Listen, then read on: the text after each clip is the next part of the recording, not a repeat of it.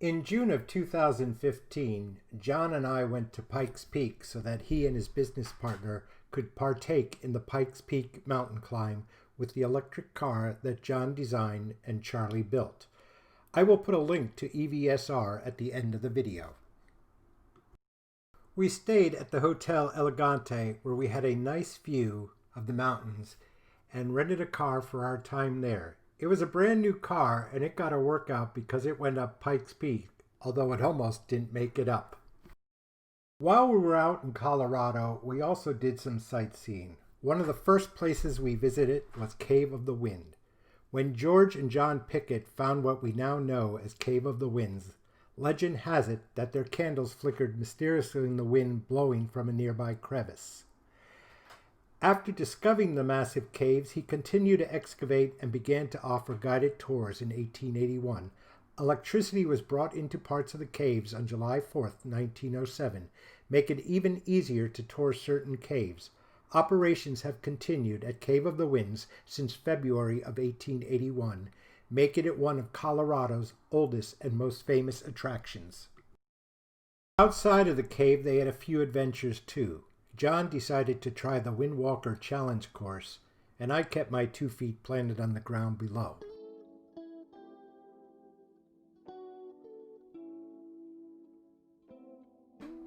Afterwards, he tried the Batapult.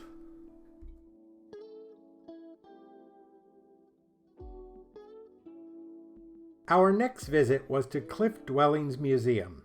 The 40-room site was originally located in Macamill Canyon, which is in the southwest corner of Colorado near Mesa Verde and Dolores. The process of relocating these cliff dwellings began in 1904 and was completed in 1907 when the preserve was opened to the public. Virginia McClure, the original founder of the Colorado Cliff Dwellers Association, hired William Crosby and the Manitou Cliff Dwellings Ruins Company to begin this process. They wanted to preserve and protect these dwellings from looters and relic pot hunters. Of course, we found a nice miniature golf course which had 3 different courses. From what I understand, they now have a 4th course. I guess we will have to go back. A beautiful sunset as seen from our room at the Hotel Elegante. Our next stop was to check out a train ride. We went to the Royal Gorge Railroad. Of course, being the train person I am, I wasn't letting an opportunity pass me by. Unfortunately, they weren't running a steam train. I'm not even sure if they do, but I would settle for a diesel pulling the train. I bought us 2 tickets with the best view on the train. Here is a picture from our seats. Yes, we rode in the engine on the way out and then in the observation car on the upper deck in a reserved table on the return trip. We were served a meal and got to keep the 2 coffee mugs.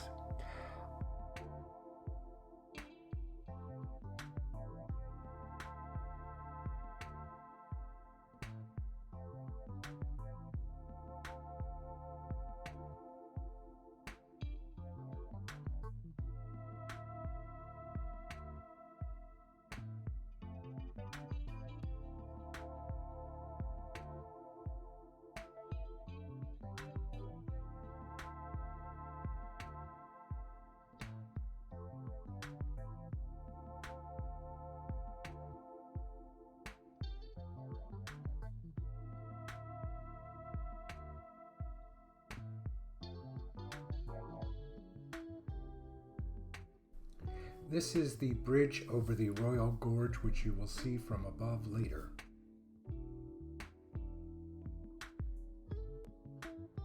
Here we are sitting in the seats in the observation car on the way back. This was our view, and this was the certificate we got from riding on the Royal Gorge Railroad.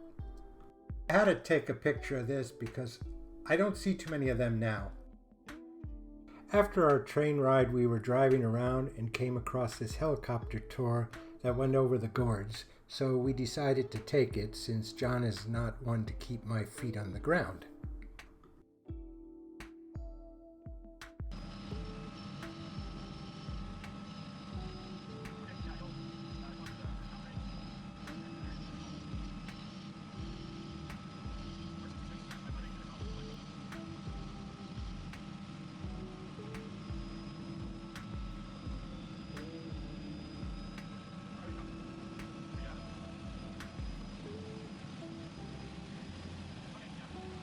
And as we fly along the gorge, if you look to the left, you can see the railroad tracks that we were just riding on a short time ago. And now we get to see it from the air.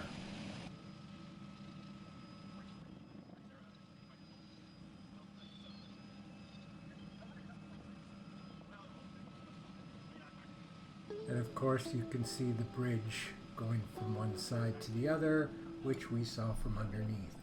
We did not walk across this bridge because I forget what the price was, but if I remember correctly, it was not cheap just to walk across it.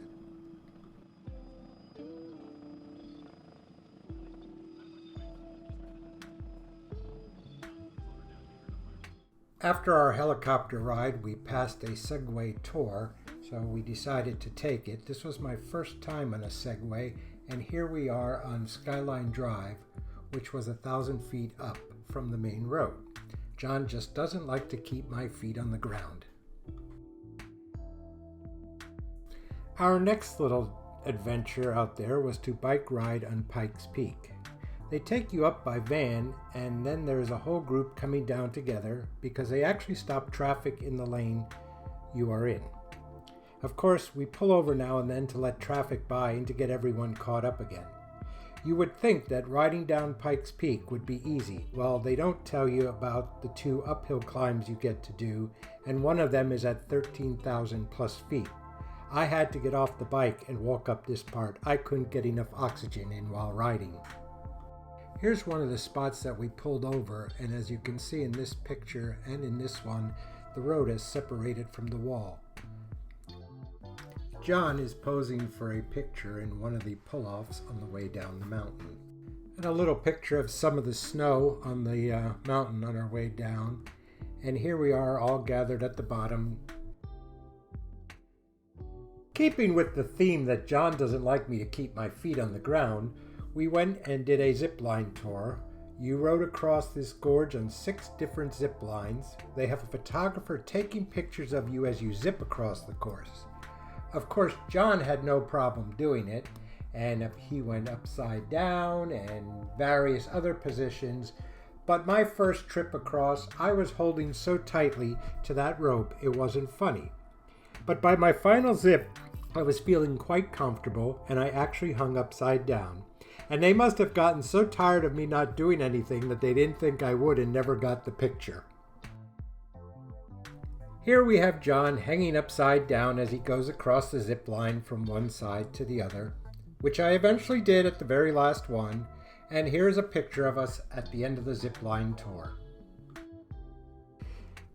Here's where we took the rental car and we actually drove up Pikes Peak. It is a very scenic drive, but I'll tell you the truth, I didn't think we were going to make it with the car. Here you will see the tram that comes up from the bottom, which is another way you can come up to the top of Pikes Peak. Bringing the car up was fun, except when we just about got to the top, keeping the car running was very difficult. As you can see here, our initials were put into the snow and eventually will melt away. Here's where we pulled over on the bikes and I showed you the wall separated. This was the next day where they actually closed it off.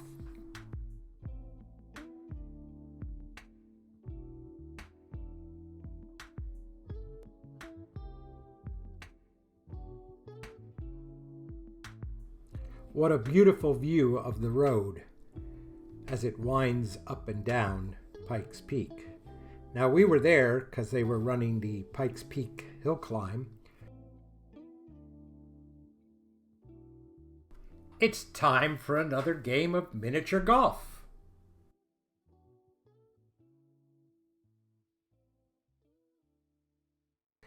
We headed off to the Gardens of the Gods, which was a really pretty drive-through park area. Had some great stone formations and balancing rocks and nice kind of stuff like that. It was a nice drive. And we wanted to do a Segway tour there, but unfortunately we were too late to do it.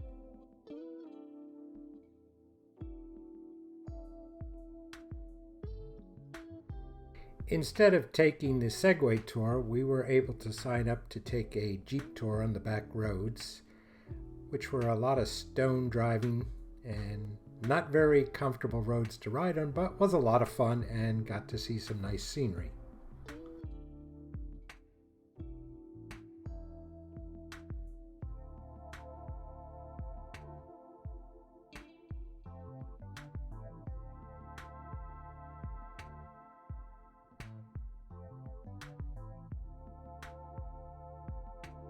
Our final trip up Pikes Peak was by train. We did take pictures of the train the first time we were up there, and now we were actually riding it from the station below. It's a really nice ride, and one of the reasons we took this ride is because we wanted to get up to the top to take pictures of the race cars coming up for the hill climb. But unfortunately, they were having rain at the bottom and snow at the top, so they actually canceled the hill climb event for that day. Imagine our surprise when we got to the top and there were no race cars that we could get pictures of. We actually wanted to catch a video of hopefully the EVSR car coming up the track and catching videos of it up at the top of the Pikes Peak. But due to the weather, we never got to do that, so maybe next time.